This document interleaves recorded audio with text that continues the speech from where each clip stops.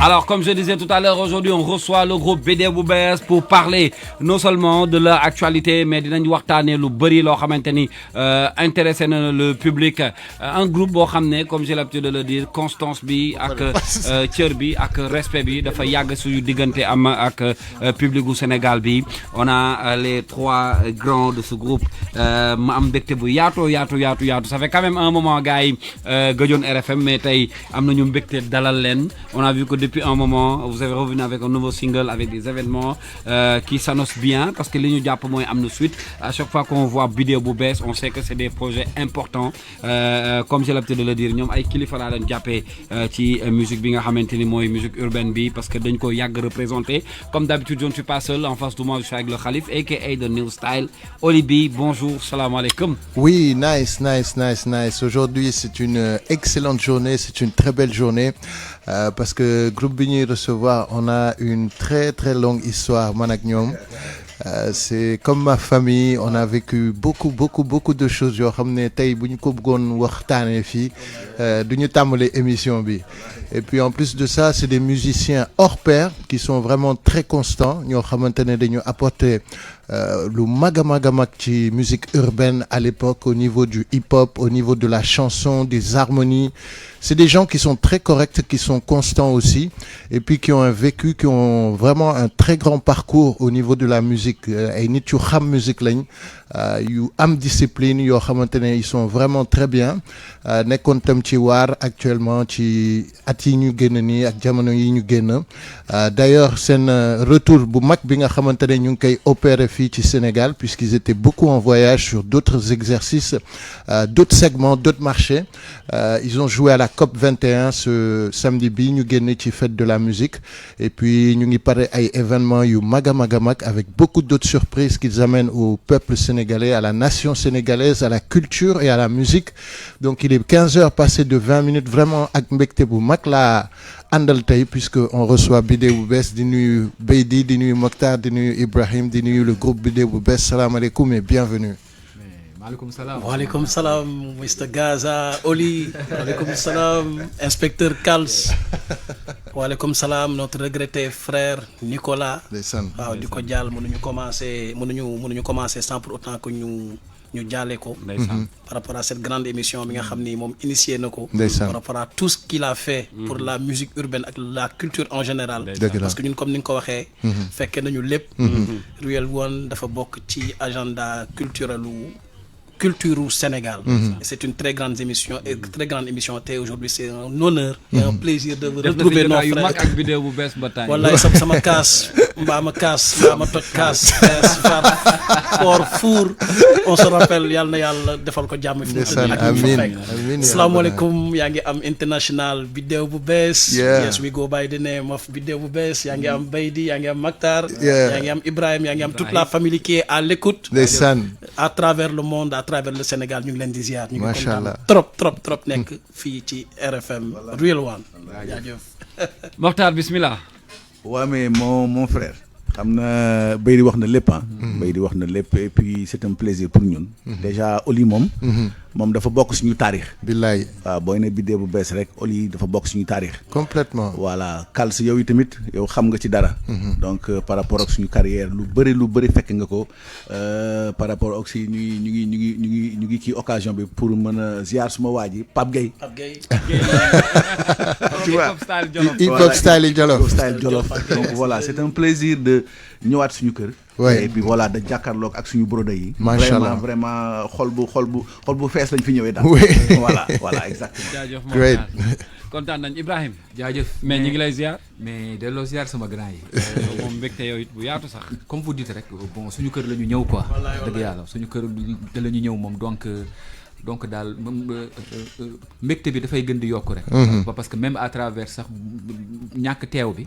ñun on vous suit. Tout le temps dañuy scotché. muy ci télé bi muy ci rajo bi muy ci fépp fu ñu nekk ci gaale yi dañuy scotché franchement di béggee li ngeen di def. Donc daal ñu ngi leen di wax félicitations. Et puis voilà waaw ci ñëw bi nag moom job bi rafet na ñëw jokkoowaat la rek. xam naa ne temps bi sax du ci xaj pour li ñu bëgg a def yëpp. waaye histoire de renouer avec ce public là histoire de wax leen ci lu ñu nekkoon. c'est ça ak wax affaire yi bu ko defee incha allah yéen moom on aura yeneen toog yu gën a yaatu. yu gën a doy waar defee incha allah ñu ko daan defee rek ñu delloo buum ca mboy boy nga comme ni ko wolof di waxee. super. Alors moi je vais démarrer tout de suite cette émission parce que on a énormément de questions yu ñu bëgg a poser Yow. vidéo bu bees. Acca. lii sama mbokk journaliste yi di wax. soo amee internautes vidéo bu itam bees, mën ça nañ veut dire dugal que tu as un seeni bon question client. ci live bi Kals internautes yi. Sûr am nañ possibilité. Yónnee seen i poser ay questions, waaw.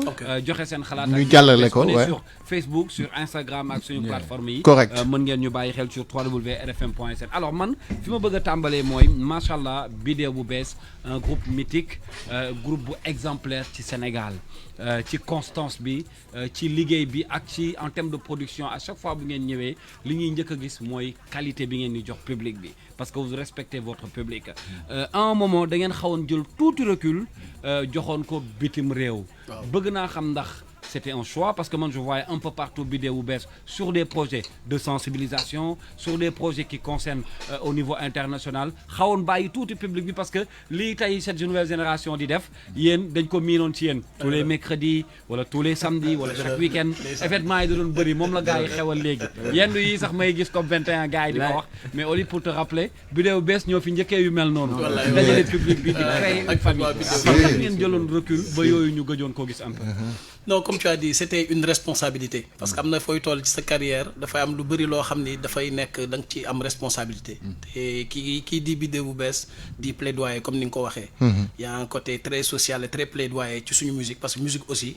sa fonction première c'est certes de def lu neex nit ñi. mais c'est aussi de dénoncer d'inquiéter pour pouvoir apporter des alternatives Vidéo bu bees à sensibiliser. Vidéo bu bees travaille avec le système des Nations Unies depuis pas mal d'années. su ñu waxee le système des Nations Unies dañuy wax HCR dañuy wax UNICEF. dañuy wax aussi ENDA-PRONAT bi nga xamante ni dañuy liggéey ak ñoom. loolu moo taxoon at yee ñu génn on était beaucoup plus presque à l'extérieur ak fii sax Sénégal mais sur des projets sociaux ak ci plaidoyer bu bëri. par rapport à diverses thématiques. loolu moo tax et puis bon la musique aussi il faut dire que y a beaucoup de talents qui sont là tu peux pas être H24 ci affaire yi tout le temps. il faut aussi espace bi comme ni ñuy wax xool asamaan soxlawul buuxante. li am solo mooy à chaque fois que tu viens qu'on sente la constance. et que yow nga apporter sa touche comme ni ñu ko daan defee. certes comme tu as dit gëjoon nañu def les grands concerts les lives comme ni ñu ko doon defee temps wu Papaya temps wu Balajo un peu partout. Machallah. mais vidéo bees mooy lu ñu wax rek on a toujours été constant il y a eu extérieur bi parce que fii du ma ne on a plus rien à prouver il faut faire des choses. mais côté extérieur bi aussi pour extérioriser la musique c'était important. il y a eu des tournées aux États-Unis il y a eu des tournées au Brésil. au Venezuela on a fait voilà pas mal de choses. ci année yi passées. et voilà là on revient nag pour vraiment la part belle parce que quand même ça fait 13 ans qu'on n'a pas sorti d'album. waaw. on était juste sur des singles waaw c'est mine de rien. waaw mine de rien 13 ans. mais le respect du public sénégalais. lépp lu ñu génne ñoom dañ ko mës a def classique. moo taxoon tey toog boobu gars yi ça ne s'est pas fait remarquer. donc vidéo bu bees bu ñëwee rek dafay mel ne comme ni ko gars yi di waxee. dëgg la yóbbante bi mooy public bi namm nañ leen parce que ñi doon topp vidéo bu bees léegi ñoo yor kër yi. ils ont grandi avec la musique de vidéo bu bees. ouais tout à fait. et puis pour yokk ci li bay di wax donc par respect pour ce public aussi. am na benn moment da ngay renouveler wu aussi. il faut te renouveler quoi. parce que xam nga booy def soirée wala booy def yenn manifestation yi di def tout le temps yi même morceau yi benn instant da ngay xaw loolu waa tuuti pour renouveler wu. waaw te ñun dañoo gëm public sénégalais parce que fépp fu ñu dem moom la ñuy représenter. lu leen di jox chaque fois dafa war a nekk le meilleur de nous-mêmes. et puis comme il y a ay suñu frères yi nekk ci ginnaaw. donc ñun dañu war a ubbi brèche yi. te bu ñu ubbi brèche yi donc il faut que ñu ubbi ko buntu yu bëri ubbee ko pour ñoom. est-ce que tu vois. tout à fait parce que benn instant da ngay renouveler wu. Ouais. voilà il faut que benn instant nga toog da nga koy seetlu sax ci artistes américains yi. à un moment donné dañuy toog 4 ans 5 ans kenn du leen dégg. Ouais. waaw ñu mën a job yenn parce que yenn inspiration yi surtout que l'inspiration divine. voilà des fois dafay demander du temps. il peut arriver nga def benn morceau pendant 1 an nga ciy gëstu nga ciy gëstu. mu mën a am. siiru ci morceau boobu. comprendre nga. parce que musique dafa am yoo xamante ni yow mi nekk musicien yooyu yaa koy xam. bien sûr. waaw mais nag bëgguñu woon nekk dans le tas rek. juste exister pour exister. parce que voilà ñu ne buzz bi kii moo xew wala lii moo xew wala foog ngeen def lii pour ngeen exister ñu donc ñun on fonctionne pas comme ça. on respecte tellement le public pour que lépp lu ñu indi rek. war a nekk le meilleur de nous-mêmes. et puis y a de la place pour tout le monde. oui may gars yi tamit espace pour ñu exprimer wu.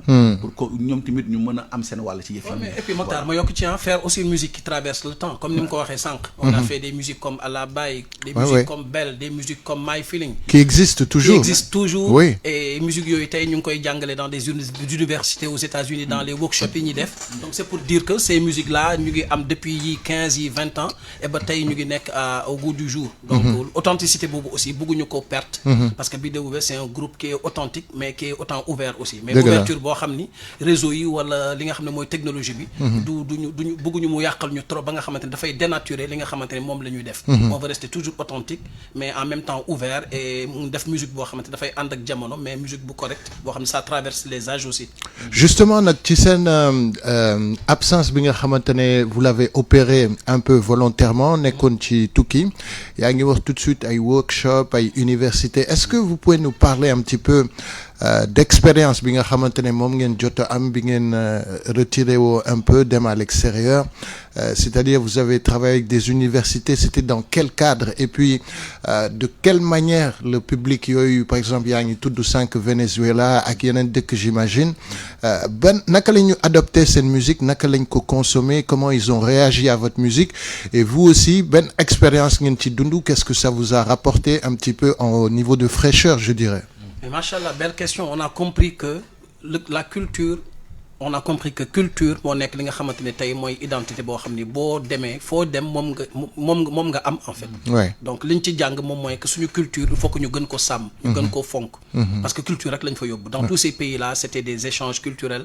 ñu indi li nga xam ne moom la ñu am fii Sénégal par rapport à nos rythmes par rapport ak suñu calebasse suñuy voix nos rythmes traditionnels. nos rythmes ludiques loolu lañ fa yóbbu. et c'est une belle expérience boo xam ne ça nous a permis d'avoir beaucoup de connexions yoo xam ne ba tey ça nous sert. par rapport aux États-Unis comme tu dis on est dans un projet bu ñuy wax Sénégal America Project. bi nga xam ne y a les Last Poets ci biir. d'ailleurs ñoo leen fi indi woon à Sorano en 2013. bi ñu fi njëkk ñëw. avec les Tony Vaca et autres donc l'histoire c'est dem ci université yi vendre la destination Sénégal. faire des workshops. pour wax leen nu ñuy dundee et puis histoire aussi de faire un pont entre les États-Unis et le Sénégal ñoom ñu ñëw fi pour mën a découvrir et mu indi valeur ajoutée ci dëkk bi aussi par rapport au tourisme et par rapport à tout ça. donc élémentaire aussi hein. voilà on a fait des universités des écoles élémentaires. ok fan États-Unis hein. aux États-Unis waaw pour wax leen le vivre ensemble qu'il y a en Afrique parce que ñoom déjà xamuñu Afrique. pour wax leen que ni affaire yi benn la que nous sommes aujourd'hui tous des citoyens du monde. pour parler de la paix pour wax leen ni vous avez intérêt à que Amérique. jox jàmm yeneen dëkk yi jox leen jàmm parce que fu mu toll nii les citoyens sont partout. waaw pour qu'on reste connecté. mais ça... musique bi niñ ko accueillir ñoom est-ce que dañ doon apprécier di fecc di je sais pas. oui ils ont apprécié on prépare un documentaire bu mag bi nga xam ne ça va aller avec la sortie de l'album. visuel hein. visuel. Wow. toutes ces images là et tout par rapport à la sortie prochaine de l'album. on va le projeter bu ko defee. année yooyu yëpp ñu capitaliser woon gars yi dinañ ko mën a gis pour mën a xam Biddew bu Bees ci lan la nekkoon. et dañ ko tënk ci benn documentaire avec l'album qui va venir inchallah. ok voilà. alors man ci lan la nekkoon boobu foofu laa bëgg a ñëwee tuuti c'est-à-dire que aujourd'hui quand j'ai écouté par exemple li nga xam ne génn na fan yi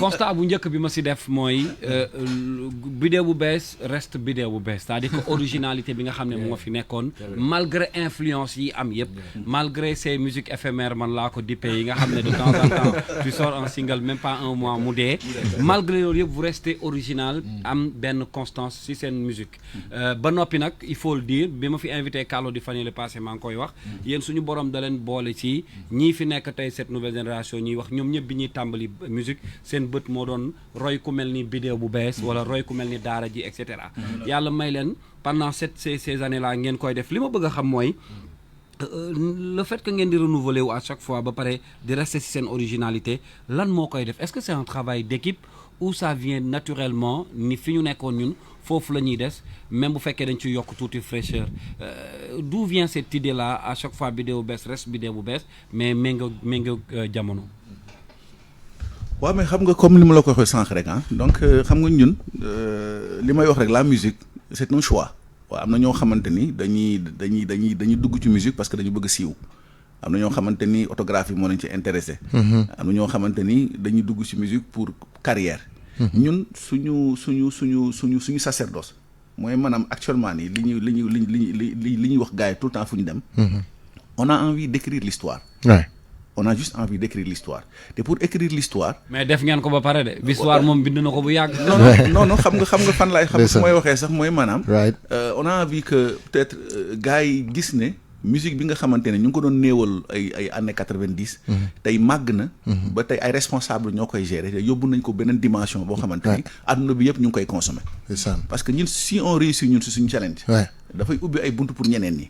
Est-ce que tu vois li may faral di wax rek ñun la musique de l'âme ak la musique de l'esprit bokkul. La musique de l'âme. mooy musique bi nga xamante ni dafay dem dans le temps. La musique de l'esprit mooy bi ngay def léegi par rapport à une mouvance des fois. léegi mu génn après mu def benn durée de vie après mu jeex. mais on n'a pas envie de dund loolu. on a envie de participer ci li nga xamante ne mooy développer musique bi.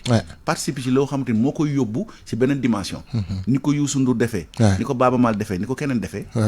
am nañ envie joxe suñu valeur participative ci loolu. te loolu des fois ça demande du temps. waaw xam nga des fois am na fooy toll la patience mooy précéder la victoire. ça demande du temps. doo soo précipité woo rek. automatiquement des fois mën nga am ay surprises yu désagréables ci sa carrière. Tu vois des gens yoo xamante ne tu les vois. la patience mooy précéder la victoire. Voilà wax nga wax bu am solo. parce que il faut être patient dans la vie. xam nga ñun booy xool suñu premier album mi ngi génn 99.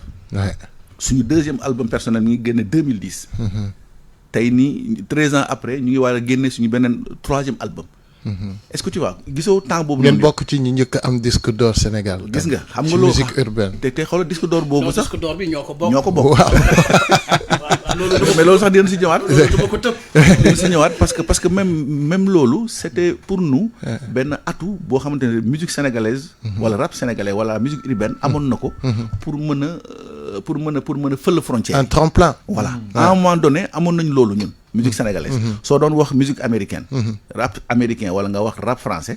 da nga si doon teg rap sénégalais. complètement yow yaa ngi fàttaliku moment bi ñuy ñoom waa de la Belle di ñëw. oui tu te rappelles à la Saprom. exactement voilà bi ñuy def audition yi ñoom Laurent exactement.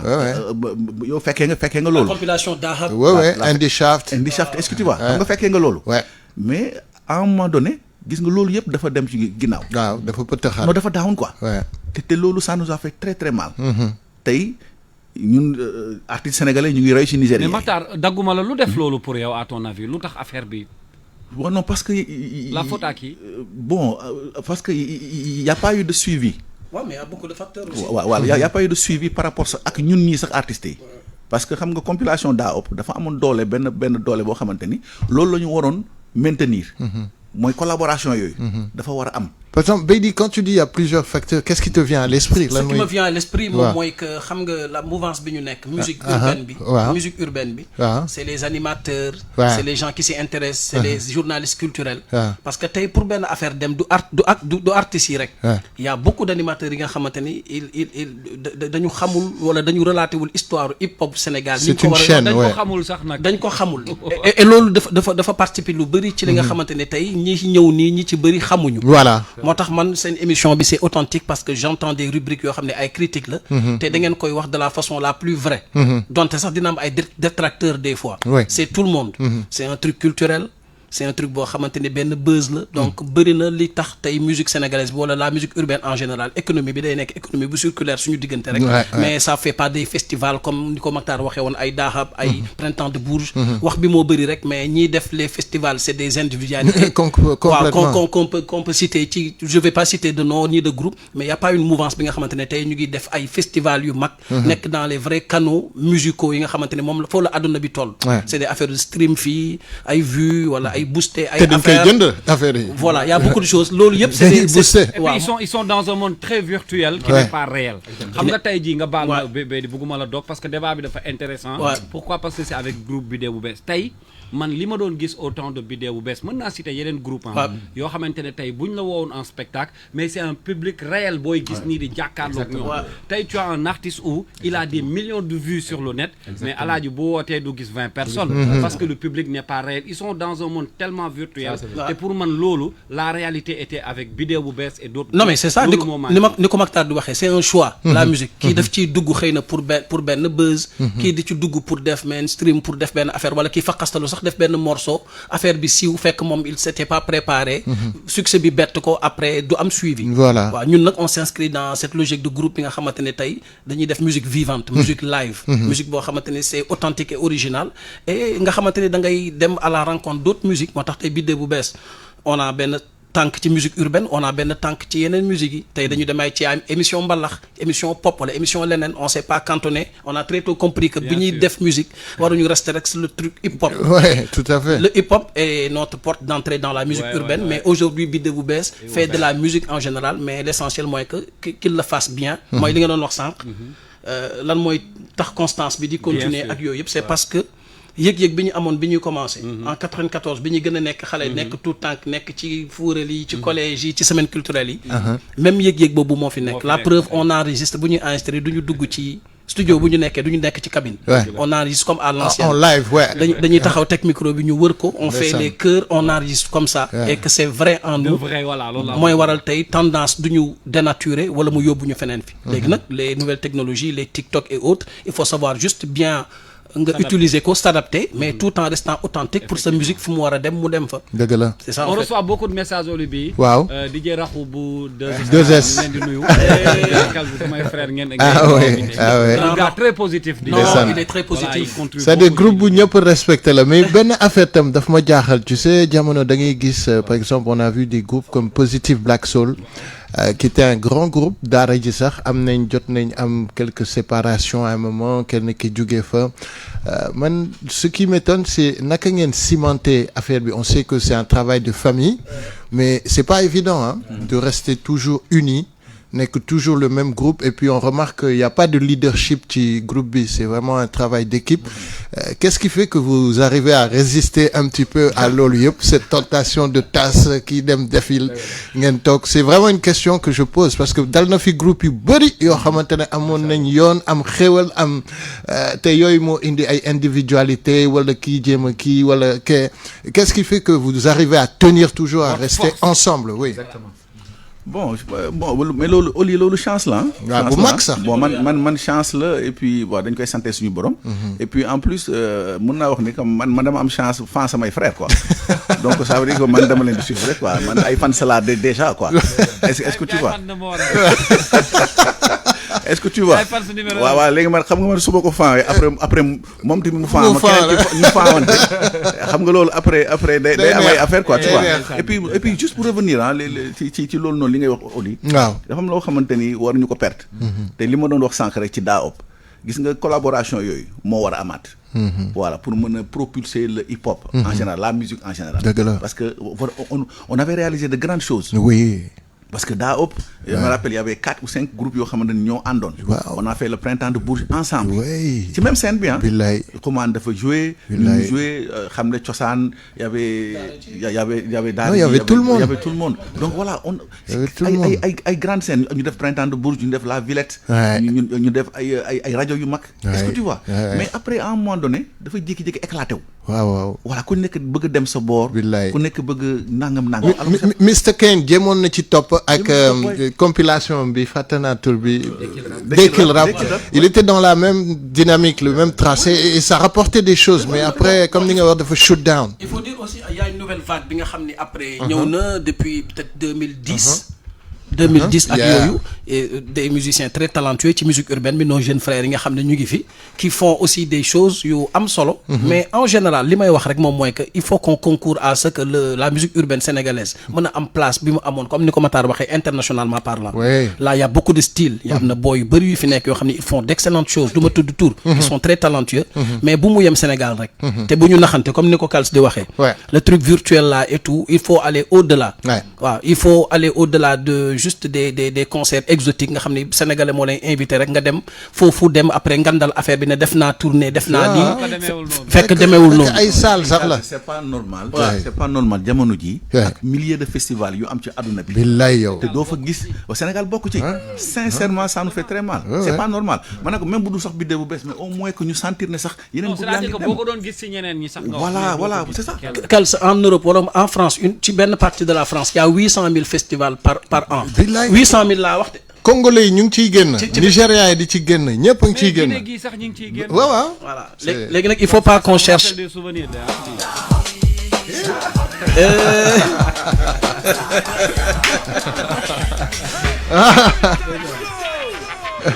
non lii yàgg na lii compilation daa xam mais ana PM mu ngi Italie ndeysaan ñu ngi koy seet di ziar Tata Yacine fan yee ñëw na Sénégal mu ngi dem këram yendu fa ñu plané moo tax ma doon tooñ Matar léegi naan ko histoire bind na ko bu yàgg billaay da nga bëgg a bindaat rek mais bind na ko bu yàgg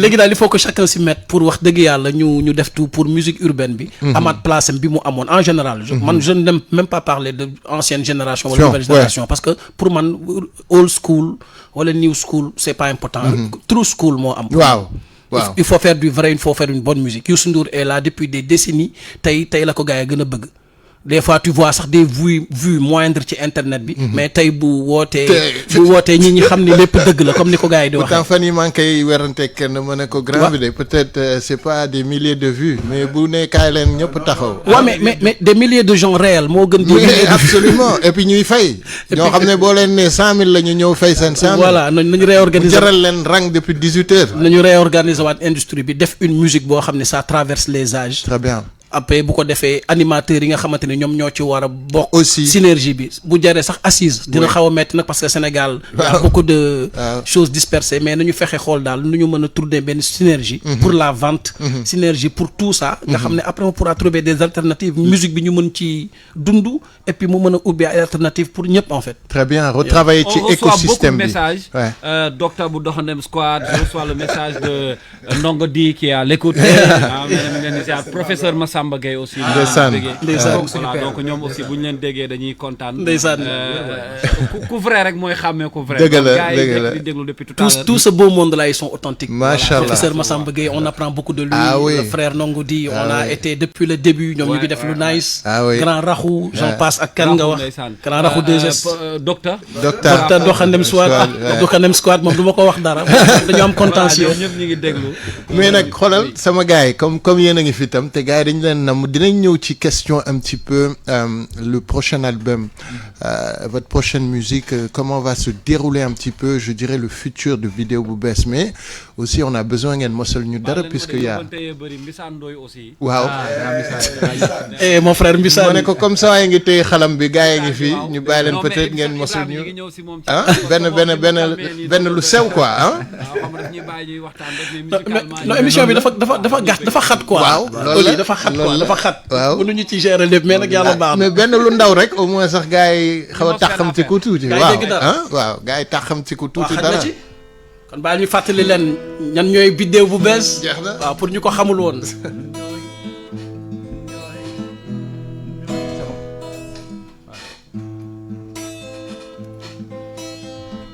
yes yaa ngi am international biddéew bu bees ñun ñooy we go by the name of Bidew bu bees original Bidew bu bees ñi fi njëkk a indi ab disque d'or ñooy fal la fokk dul foog léeg-léeg nawet léeg-léeg ci noor groupe bi ñenn ñi bëggul a gis bët sul ker du ko tere fës groupe anti hypocrite lu dul borom bi pour ñun du tus ñi am seen ngërëmu yaay te saa su ne di teewal baay haay ñoo di yeneen haay égal jàpp teew baay groupe yi xarit yi bàyyi woo ndax ñàkkoon a gëm ne dana ma sa baaxi ñu jël suñu lépp wekk ko ci loxo rabb sama waati ñooñu di yore kurus xaatir ci yàlla égal durus lu mu metti metti ñun duñu fuus xaalu pay bi moo ñu puus ñi bore murit tijaan xadir la yéen ci benn meen fa yàlla amul xeet amul scan lépp di benn ñun ñooy ñun ñooy ñun ñooy ñun ñooy ñun ñooy ñun ñooy yuxul ci kaw ñun ñooy ñi di xeex ak lu sifa ca kàttanu mbalaanu wastifa laaj dragon craché fa indi taw féex wàcce fa ñi ngay fréquenté suba ak ngoon te duma sa xam réellement lu ñu doon ndax dañu bon ndax dañuy bon ku ñu inspiré tupak wala bon bu ñu ne bërët ci kaw scène nga piqué crise hystérique bring the music yi lay xalak vibe yu futuristique music haute définition liggéey bu set ni waa Gelon international bi da bu bees yes bàyyeekoo Sénégal it ki yu bawoo numbelaan gàddu ndam ci kaw bukki njuur ak képp ku mu mënti doon sunu carrière mënoo ko muur fa yàlla di tracé mi def mënu fa massacré te nga tey ci le talibé baay bi kuru dafa sacré jàngal ni bee moo di borom bi kenn ki leen di li lépp li fépp li mooy islam firndeel iman ak ixsaan moo di dund ak dee mu di baatin beeg li ko ëmb bi di éléments yi composé jaww jëkk li mu ëmb W di bar ba ñu war a bay bañ ko wàcc ba keroog ñuy dee ba noppi firi ci ginnaaw xëy ci bii ni suñu dund gi mooy suñu dee bu bees di baatu écotu de yes dëgg ci kaw dëgg laqati ko ci xàq bil xàqi dee yes ñun ñooy ñun ñooy ñun ñooy ah ñun ñooy ñun ñooy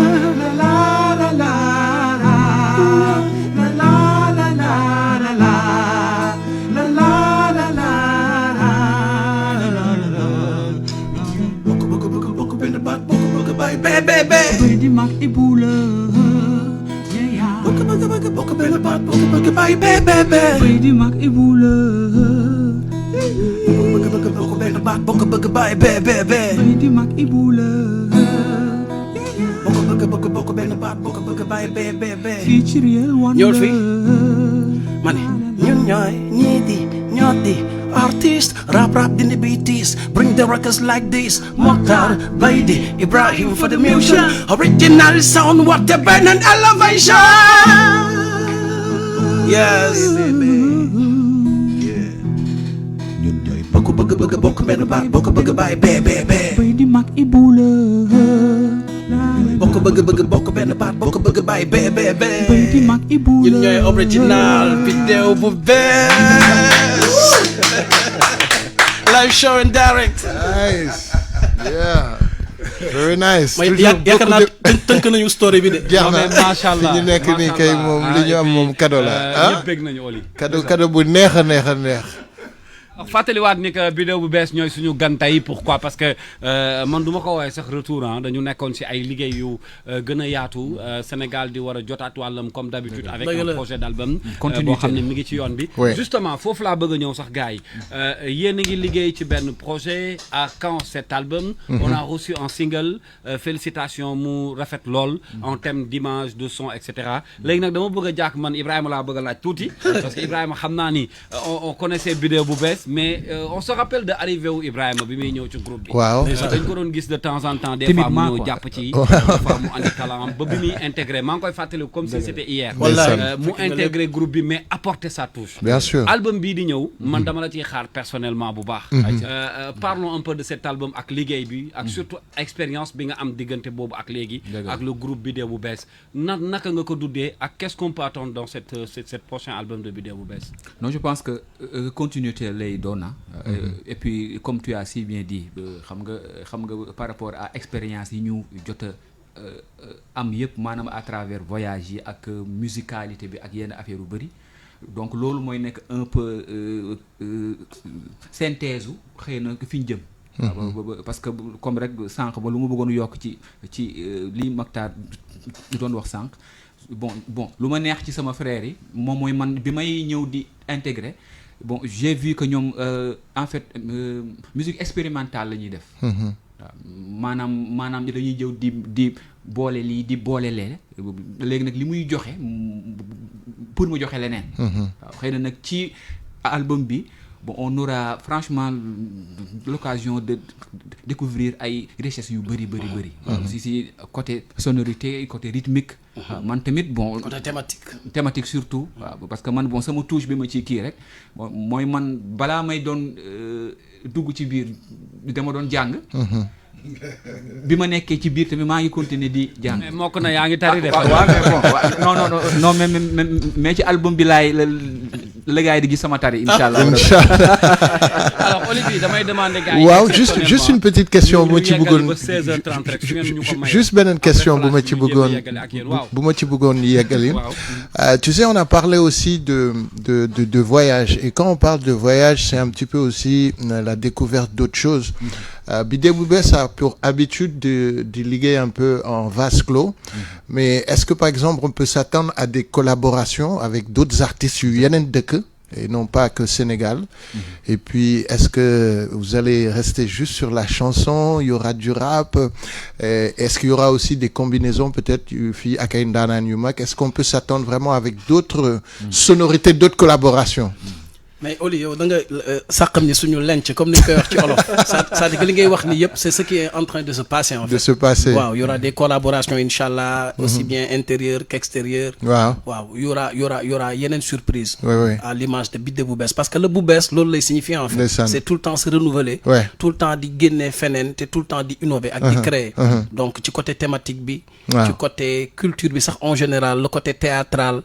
waaw dina am lu bari luñ ci gis. parce que on se souvient que album bi ñu mujj génne Numbelaan la tudd. Numbelaan waaw ki di Numbelaan di jungle la forêt ki di loolu di ay images ak ay concepts. Donc il faut surtout il faut donc le nouveau projet quand il va sortir, il y aura une série aussi de concerts, je veux dire qui vont être constants avec sortie bi peut-être. Oui inchallah entre ici ak l'extérieur parce que léegi moom on est un peu partagé parce qu'il y a beaucoup de choses yu ñu war a def à travers le monde mais Sénégal la part belle moom dañ leen koy réserver. Absolument. Les lives vont revenir. Les concepts de live comme ni ñu ko daan defee quand on est au Sénégal benn yoon ci mois bi wala 2 fois ci benn ci ay place on va appeler le public et comme ni ko Kalsu waxee woon sànq tamit public bi màgg na ci diggante bi te ñun on a la chance de faire une musique boo xamante ni c'est pour tous les âges. xale yi dañ koy mën a déglu ñu digg doomu yi ak mag yi la preuve au COP 21 voilà ça c'est noonu la demee t'as vu il y avait un public tous les âges diversifié et donc du coup dañuy bàyyi xel ci ñooñu ñëpp léegi les concerts de masse vont revenir les dîners de gala vont revenir mais léegi comme da ngeen ñëw RFM xanaa kay mun ngeen ñu cofal tuuti ñu xam à peu près kañ la affaire yi nar a génn. mais bien sûr d'ici 1 mois 2 mois d'ici 3 mois d'ici pour ñu mun ko xaar. non duñu ko cof. non loolu jarul cof waaw dañuy jóor lépp benn yoon fii. fii c'est RFM c'est officiel. en calce. waaw donc l'album sera disponible quand? Inch'Allah pour le 10 novembre. Pour le 10 novembre. Inch'Allah. Le 10 novembre Inch'Allah. album bi 1 lay tudd le chiffre 1. waaw l'album bi l'album bi tudd 10 novembre lay génn. le 10 novembre Inch'Allah. titre dans cet album. bon boobu surprise la. boobu nag dañ koy mais déjà merci pour cet exclu. waaw bi moom.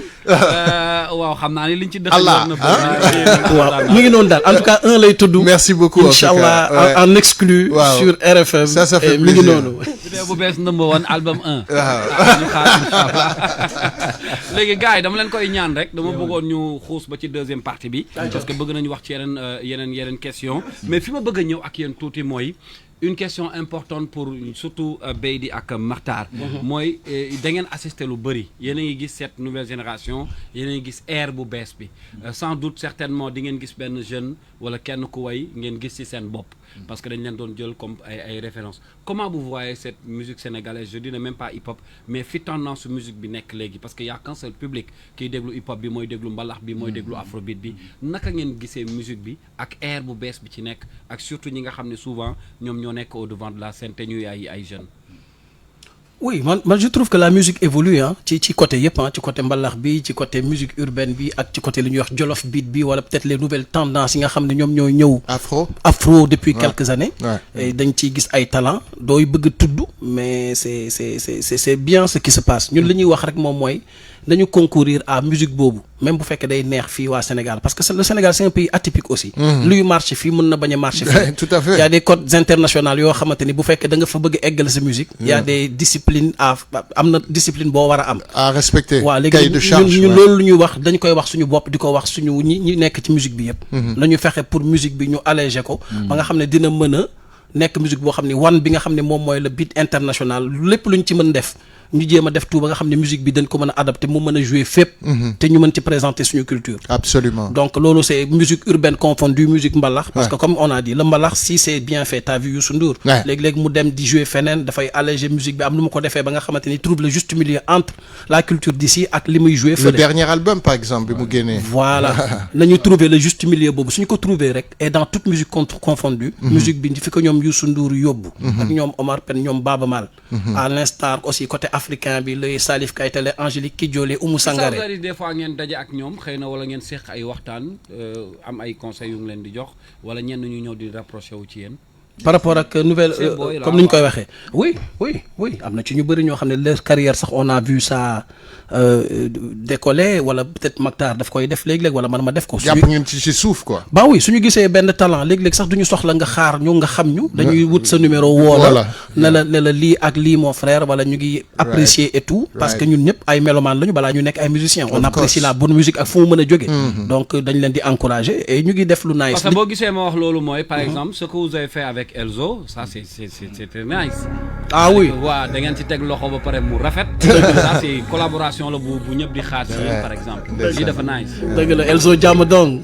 ma ciy profité di nuyu seen yaay. bi nga xamante ne sama xarit la et elle a beaucoup participé aussi ci seen carrière. c'est une maman vraiment exceptionnelle. donc maa ngi koy fóon di ko nuyu. à l'époque sama xarit la woon nag mais dañu gëj a gisee. lay laajte wax naa ko ne ñu ngi fi ñëw tey mi ngi leen di ziar yaa seetal ma ko maman maa ngi lay fóon di la nuyu di la ñaanal nga gudd fan. amiin am wérgum yaram et puis xale yi continuer di la bégal incha allah bu neexee yàlla. daan na ñëw di ñu bégal ci spectacle yi daan. waaw xam nga nag gars yi souvenirs yi dafa bëri. waaw mais moo tax à chaque fois boo gisee vidéo bees. sa xel day demaat ci lu bëri. waaw macha allah effectivement. te Kals man dama defe na woon 15 heures lu ñuy pare de moo tax ma doon non léegi da ngeen ma koy mayaat tuuti. waaw ñu tënk xibaar yi. waaw après ñu ñëw yeggali. mais la chronique de Pape Doudou tey rëcc nañu sax ndax sama gars yi deuxième partie bi léegi dama dem nañ ko ndax ci ñu déglu lii marquer une petite pause. Ça marche. Et puis on revient sur non seulement les dates à venir. Ouais. La sortie de l'album. Ouais. ak contact yeeg yooyu yëpp bëgg naa ñu tëjee ko léegi. Super. Inch'Allah. bul wax ak moom bu ko jege sax xanaa gisoo sama jamara bëgg na ma waaye terewul mu namm ma bul ma sa base ci apparence xamal ni ku la tooñ rek ma tege ne gént naa la gees la bay bëgg dee yow yaa may taal rek ma décollé lampe yi rouge dama fere ne fi ma gis du gis la dama dem ba triste bëgg nekk sa king sama destiny la bu ma fekk si fii su ma lay text nga vu stay next to me ko tooñ naa la defaral may nekk ak moom fii ba abadan xam naa bis naa dund ak moom sama ajana xanaa gisoo hey naa la am nga ne lan lu gën a am bëggeel bi ne woon ci man chéri boy bi fee ñëwal ci man pararam naa la am nga ne lan gën a am bëggeel bi ne woon ci man chéri boy bi fee ñëwal ci man pararam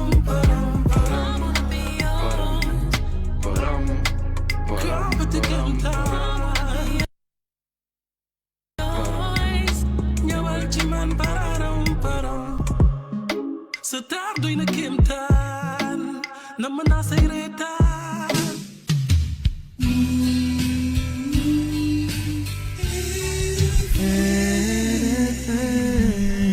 Merci de rester fidèle au programme de la RFM 16h, l'heure du flash. Bonsoir à tous. Le jeune Sénégalais Makati Camara, porté disparu au Maroc depuis dimanche, a été finalement retrouvé mort. Mais on ignore pour le moment les circonstances de son décès. Sa famille basée au quartier Champ de Course à Rufisque est sous le choc. La ville de Touba, encore sous le feu des projecteurs suite à l'effondrement d'un immeuble en construction, R+4. Le bilan est de 3 morts et 2 blessés graves.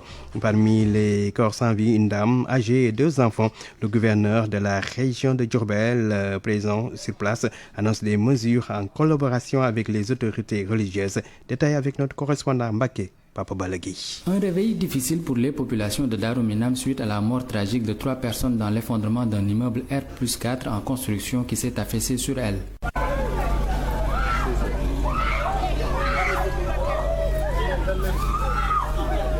Un Un bilan lourd, estime le gouverneur de Diourbel qui a effectué le déplacement. Ibrahima Fall annonce des mesures. L'objectif, c'est peut-être de venir compatir à l'endroit des populations de Touba, comme je l'ai dit tantôt. Mais je pense qu'il faudrait également, en relation avec la commune de Touba Mosquée, que des mesures quand même concrètes soient prises et des décisions quand même. Et je pense que la première des recommandations, c'est d'arrêter toutes les constructions quand même qui n'ont pas obéi à la procédure normale. Et également d'en discuter avec le khalife général des Mourides pour qu'on puisse quand même mener donc, en relation avec les services techniques déconcentrés. Le non-respect des normes de construction et le défaut d'autorisation pointent du doigt. Le maire Abdoulaye Hadka révèle que seules quelques demandes sont adressées à la mairie de Touba. Pour dire vrai, seuls quelques entrepreneurs se déplacent pour formuler des demandes d'autorisation. Et nous, de notre côté, nous faisons le nécessaire pour les enquêtes en collaboration avec les services urbanisme de Mbacké avant de délivrer l'autorisation. Des moyens lourds et un effectif renforcé pour les opérations. Le capitaine Modutine de la Brigade nationale des sapeurs-pompiers salue la rapidité d'intervention de ces éléments. Cette intervention nous a permis de mobiliser 02 ambulances, 02 VIL, un fourgon pompe-tonne, un VCR et un camion SD de sauvetage développement que vous voyez en tenue orange comme ça. Et puis qui nous a permis d'effectuer cette intervention. Également, il faut noter également, arrivé sur le lieu, on a pu évacuer les populations riveraines qui étaient dans l'autre bâtiment qui était contigu aussi rapidement. Et puis qu'on a pu assister les blessés. 3 corps sans vie et 2 blessés. Le bilan officiel, les victimes sont prises en charge à l'hôpital Matlaboul Fawzeyni de Touba et une enquête est ouverte. Papa Balagui, Touba, Radio Futur Média. Journaliste et chroniqueur Bachir Fofana qui se poursuit dans les locaux de la division spéciale de la cybersécurité. Il lui serait reproché d'avoir tenu des propos qui mettent en cause un marché public de véhicules de l'Assemblée nationale et il serait victime d'une plainte du président de l'institution El Malick Ndiaye. Le journaliste qui a déclaré qui avait mis en cause le principal accusateur de Ismaïla Madior Fall dans l'affaire du tribunal de Pikine-Guédiawaye. Et puis l'Assemblée nationale qui sera en séance plénière après-demain vendredi. C'est pour l'examen de la proposition de loi sur la réforme du règlement intérieur de l'institution. Ce texte a été adopté à l'unanimité aujourd'hui en commission technique. C'est tout pour ce flash. À 16h30, le journal Wolof avec Serigne Saliou Seck. Tout de suite la suite de Real One avec Kalz et Libi et leurs invités, le groupe Biddew bu Bees. mais Olivier nee na ma laajal ma grand bi ndax xam na waa Biddew bu Bees. non Biddew bu Bees groupe mythique la gars yi xam dañ ko bu baax a baax. macha allah consommé. waaw bu baax a baax sax ñoom macha allah. temps étudiant wala temps kii bi nekkee étudiant rek xam nga rek loolu ci ndaw rek di kii. Haj Ndiogu macha allah. waa ma ne Haj Ndiogu boo amoon question booy laaj Biddew bu Bees lan lay doon. xanaa ne fu ñu toll ak seen actualité instant bi waaw li ñuy waajal ak fu ñu nekk. léegi loolu dinañ la ci tontu léegi bu ñu flashé. incha allah loolu sax jërëjëf moo waroon nekk suñu suutu waxtaan. jeex na kontaan nañ ci yow jaajëf grand bi. les gars merci beaucoup. yaa may feebar yaay ki may wérloo fan nga nekk ci man BAE long before anything hurts baby you are my woman chérie dama xool mel ni yaay buy nampal doom looloy bati mbëggeel léeg-léeg ànd neex waaye léeg-léeg ñuy réeroo looloy feelingu mbëggeel yaa ne ci xol bi yaa may bégal sama caru garab gi yaa may keral tey ma tagal la say maam doon sab géwél mbaa ma weel la ngoyaan dama lay teral billaay chéri boy chéri sama waay man taamu naa la yaa ma ñemeloo mbëggeel chéri boy chéri sama waay kay jege si ma yaa may dunduloo mbëggeel mbëggeel bu dëggoo dañ koy fësal waay bu ko wutal waxtu abadan daayima dappel chéri boy chéri sama waay man taamu naa la bul ma ragaloo mbëggeel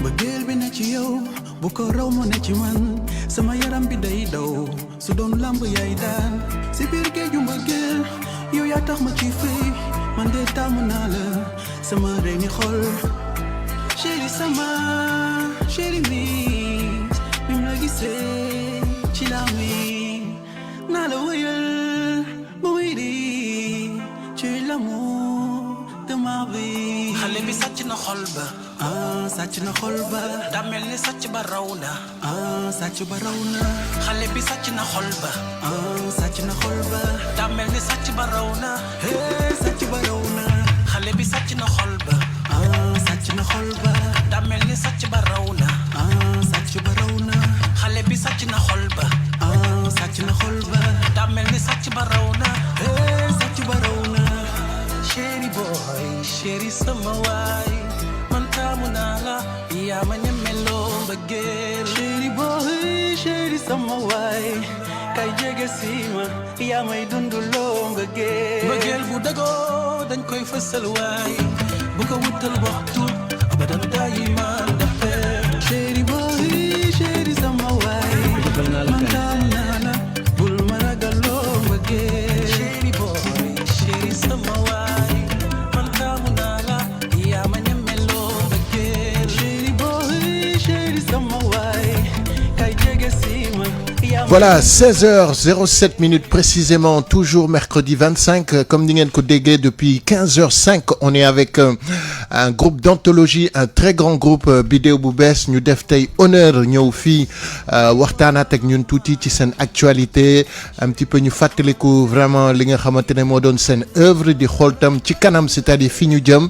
On a eu une très bonne heure qu'on vient de passer avec eux. On a extend ça, Inch'Allah, 16h20. Donc, on a encore une bonne quinzaine de minutes. 88 628 14 14. Moungen faut voter rapidement si vous avez des questions. Dinañ dugg jël 5 minutes avec internautes au www.rfm.sn. Je vous rappelle que RFM, ça s'écoute et ça se regarde. Mais toujours, comme tous les mercredis, tout de suite, la chronique de Pape Doudou. Pape Doudou, salam alaikum. jaajëfal naa wuli bi ci ni ngeen dëkkee saa su ne di représenter lu rap Dakar Sénégal ak li ko wër saa su ne mbokk yi ñuy war di ànd ci dëgg saa su nekk bu ñuy waxtaan war di waxtaan ci dëgg ndax ëllëg mën a leer ëllëg kenn ku nekk bu seqee tànk teg ñu xam fi mu jëm dafay baax ngir la communauté mbokk yi nañu bàyyi saa yu ñu déggee xibaar rek génne ci sunu réponse teg nañu bàyyi saa yu ñu déggee dara jël émotion jiital jël lépp luy raison ak liy yoon tegee nële nañu delluwaat bàyyi xel ni Sénégal gi ñu nekk ñoo ko bokk ñi fi nekk ay sénégalais lañu ñu jàppalante góorgóorlu loolu mooy njëriñu Sénégal nañu bàyyi tamit nit ñi fàttali la woon démb parce que lu bari lu nit ñi doon xalab ak di ko ñaxtu démb tey mu ngi bëgg doon yoon bari na ay mbokk ak ay xarit yu nekk ci biir kaso bi defuñu dara ñu ngi leen fa denc ndax rek seen kàddu mooy déranger nan leen bàyyi ñu dem bari na ci yoo xamante ni démb ak bërki démb ñi fi nekk tey di diriger dañ ko doon ŋàññi ci ñi fi nekkoon di ko xeex di ko xuloo ci fonds commun yi ci fonds politique yi ci privilège yi nga xamante ni yenn député yi am nañ ko lu tax mu war a dagan tey lan moo tax Sénégal li leen neex rek mooy liy dëgg mais liy dëgg saa yu ñu neexee lañ koy xool lan moo tax mënuñu ànd ci dëgg lan moo tax mënuñu def loo xamante ni mooy tax réew mi jëm kanam ñëpp xam nañ ni Sénégal amul ñëpp xam nañ ni réew mi réew mu ndóol la mais xam nañ ni privilège yi nekk ci yenn représentant du peuple yi nekk ci yenn gouvernants yi buñ ko xaajoon ñaari yoon rek am luñ ci jël jébbal ko askan wi mais day feeñ day fës nañ def loolu nañu dëggal kàddu démb yi bu ñu ragal ku ñu ko fàttali démb ba muy metti fii xeex bi bëri coow li bëri lu ne diggee nañ ko fi lu ne wax nañ ko fi lu ne xeetu xeex boo xeex ñun la bàyyil boy yi dañu war a wax bàyyil boy yi seen lam ñi rek lañu am pour saaga bàyyil boy yi bàyyi nañ boy yi nag ba tey fii boy yi nag def nañ seen choix bi mooy tey jii ñi fi nekk mooy suñuy njiit ñun ñëpp nangu loolu mais njiit yi tamit nañ doxee liñ doon waxee démb nañu bàyyi justice mën a liggéeyu boppam bu ko defee dëgg bu balee ñëpp nangu na exécutif bi génn làmmiñam ci les travaux de la justice bu ko defee ñëpp am ci yaakaar nañu jublu ci dige yi te dëggal wax ji loolu nag mooy dëgg beneen mercredi mbokk dinañ ñëwaat ñu àndaat jaajëfal réew mi war a dox ku ne bu mu xeeb cëram sunu Sénégal ñoo ko moom dafa war mu jëm ci kanam politique polémique ku ne di tóot borom askan bi lott ci lëndëm réew mi gën a xuus ci lëndëm dirigeant opposant épargne leen ñu këral jeunes yi yoonu géej la ñu jël maa ngi nii di ñu la jël war na tey ngeen toog jël matukaay yi askan wi leen fal mën na leen fooli jot na tey. jërëjëf Pape Doudou waxtaan bi nag da nga ko fekk si accent bi ñuy déglu nii muy Sénégal signé Biddew Bes merci beaucoup Pape Doudou ñu ngi lay gërëm ci chronique gu tay bi mais dama ci am question Oli bi que je vais poser à Mokhtar directement parce que moom moo ubbi defe naa couplet moo njëkk ci son Sénégal boobu Mokhtar nan nga gisee suñu Sénégal bu tey ak changement de régime bi et puis chronique bi juumul def na 9 ans ci bés ni ki tey son bi mi ngi génnoon ci albumu Ndumbelaan mais soo koy déglu dafa mel ni nag tey ñun ngay waxal wala opposants yi ngay waxal wala njiitu réew mi ngay waxal nan nga gisee Sénégal bu tey en tant que Sénégalais d'abord waaw en tant que Sénégalais donc waaw c'est bon en tant que Sénégalais donc damay ñaan rek yàlla may ñaan yàlla Sénégal vraiment xol yi juboo waaw xol yi jokkoo parce que on s'est rendu compte à un moment donné que politique bi jaxase woon na xel yi yàq na ay diggante yàq na ay famille yàq na lu bëri ci société bi mais ñun Sénégal moom mooy suñu dénominateur commun moo ëpp solo Sénégal en général est-ce que tu vois te ñun loolu ñu prôné saa su ne mun naa dox côté bi kee di dox côté bële mais bu fekkee ne pour Sénégal la pour intérêt Sénégal la ñun dañoo war a dóorandoo comprendre fi may waxee mun nga bokk fii kee bokk fële mais pour intérêt Sénégal ñun ñëpp a war a boole suñuy force ñëpp a war a boole suñuy doole est-ce que tu vois tout à fait ñun loolu mooy suñu souhait loolu mooy suñu mbébét parce que gis nañu politique bi yàq na lu bëri ci dëgg la sincèrement quoi oui waaw te on a envie que xol yëpp nekkaat benn voilà au-delà de tout ça ñu xam ni donc Sénégal ñoo ko bokk Mame Abdou disait ñu tappewaat xol yi tappewaat xol yi la première richesse du Sénégal c'est la paix xam nga tey bu ñu amee pétrole gaz bauxite am àdduna ak la ci biiram te amuñu jàmm duñ ko jëriñu donc on a intérêt ñun ñëpp à ce que ce pays là soit en paix faut pas qu'on laisse le diable venir pisser sur le pays de la paix comme ni ñu koy waxee ñun Sénégal la ñu bëgg ces autorités là comme ñu ngi koy waxee ñi nga xam ne ñoom ñoo fi nekk dañ ñoo boot ku lay boot nag da ngay bëgg mu jëm fi nga xamante ni jàmm la bu ko defee affaire yi mën a teere comme ni ko Mame Abdou waxoon fu baax waaw gisee wute gis-gis warul tax ñu waroo comme ni ko chroniqueur bi waxee waaw Pape Doudou bu ñu demee passion bu ñu demee fanatisme quoi qu'on puisse dire jàmm mooy tax lii ci la lépp xaj donc c'est ça le message Matar mi ngi koy wax ci Sénégal bi dañuy wax ak opposant bi wax ak ñi fi nekk njiit yi ku nekk bu defee waree fam lu nekk bu ñu ko tegee place am waaw jàmm dina mën a am et voilà je pense te dëkk bu waaw vas-y et puis réponse bi mooy maanaam après am na single bu ñuy génne waaw bu tudd unité nationale waaw boo xamante ni ñu ngi wax bokk leen gis-gis waaye waru tax ngeen noonu ndax su politique jeexee ci biir gaal bi ngeen bennoo comprendre parce que Sénégal mooy suñu intérêt c'est un message fort c'est un morceau qui va ñëw ci album bu bees bi déjà sànni nañ ci tuuti sax ci les réseaux d'accord unité nationale la tudd ça parle du cousinage à plaisanterie entre tukulóor ak séeréer non si parce que loolu mooy suñu soubassement boobu bu ñu ko pertee rek mooy ko commencé na fissuré wu te baaxul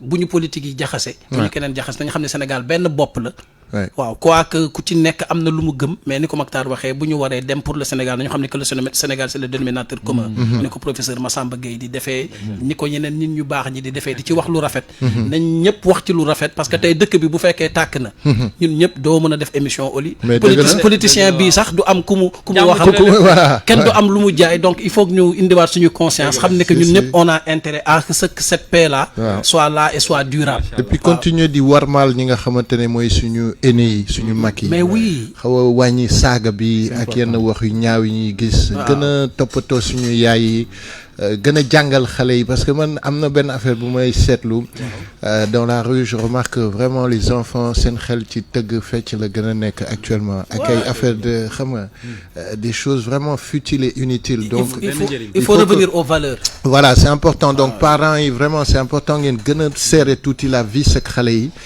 xaw leen inculquer leneen que tëgg fecc sabar lamb c'est y a pas que ça quoi et puis tamit fu may terminer mooy les médias aussi da ngeen ci am responsabilité bu mag parce que canaux de diffusion yu am solo tout à fait aujourd'hui internet bi xam nga ñu ngi wax ay IA ak yooyu yëpp nañu xam fu ñuy teg suñu tànk di wax lu baax xam limite parce que lu baax boo ko waxee day amplifié wu lu bon tamit dafay amplifié wu te dañu nekk jamono boo xam ne karma bi dafa am solo loo def ak lu bu tollee ni tarfatal ay ni dina ñëwaat ci yow donc on a intérêt encore une fois que dëkk bi am jàmm yàlla na jàmm sax Sénégal loolu la ñuy ñaan ñu tàppe xol yi on reçoit beaucoup de messages maa ngi koy wax sànq ba léegi am na benn gain boo xam ne moom artiste la mais daf may jéem a tax nee na ma neewal ma gars yi kan moo commencé woon benn sound ak yéen pareegul sax mu génne ko ma ne ko mais kooku Simon yow yaa sañ loolu Simon mi ngi leen di Simon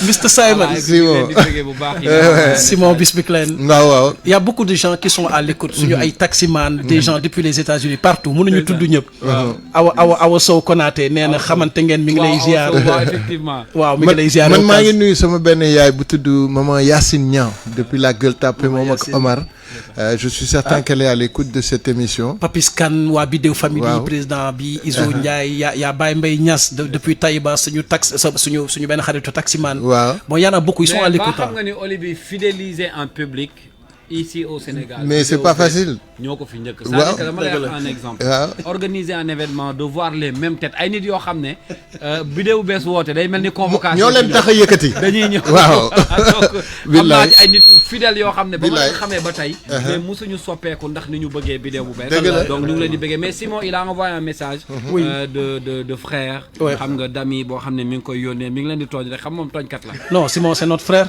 et puis vraiment pour tout ce qu'il fait aussi pour le développement du pays ñu ngi koy gis ci waa Ngaye ci daal ci développement ci artisanat bi ci workshop yi aussi à travers le monde donc vraiment il y a de très belles choses qui se passent en parlant de frères à Kals on en parlait tout de suite un petit peu qu'est-ce que vous pouvez nous dire par rapport au 4e membre parce que Biddew bu bees c'est 4 membres maintenant waaw c'est-à-dire que j'ai le même problème bi may seen Ibrahima Ibrahima dañ ko doon séntu na le rek mais comprendre ñu woon alors mais avec ce dernier single am na keneen ku ñuy séntu loolu la léegi rek lañ bëgg a xam nu mu demee waaw lu ñu ci gars yi mën a indil comme précision apporter tuuti précision ci 4e membre bi qu'est-ce que vous pouvez nous dire un peu de lui oui kooku c'est notre jeune frère Bonnie Bless Amidou waaw il faisait ces choses à côté ñu ngi doon def beaucoup de choses dans le social di def ay live am aussi il était à l'ombre de Biddew bu bees il a un peu grandi avec notre musique léegi nag par rapport à Koko Ndaanaan jamono di def ba moom à la base sax le morceau Koko Ndaanaan c'était son morceau